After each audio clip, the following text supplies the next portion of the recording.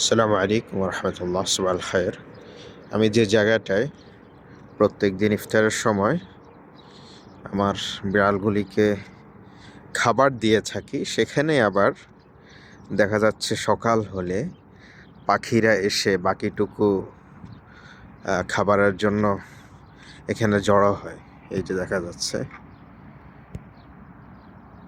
আমার উপস্থিতিটার পেয়ে তারা চলে যাচ্ছে।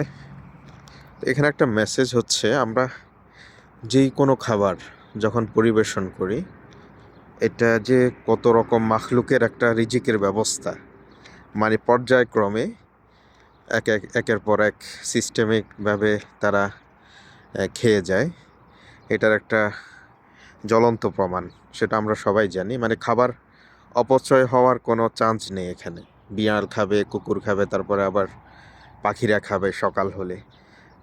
ভালো লাগা একটা কাজ করে আসলে মনের মধ্যে। তো এই জন্য সবাই যথেষ্ট চেষ্টা করি আশপাশের পশুগুলাকে একটু খাবার বিলিয়ে দেওয়ার জন্য যতটুকু সামর্থ্য থাকে।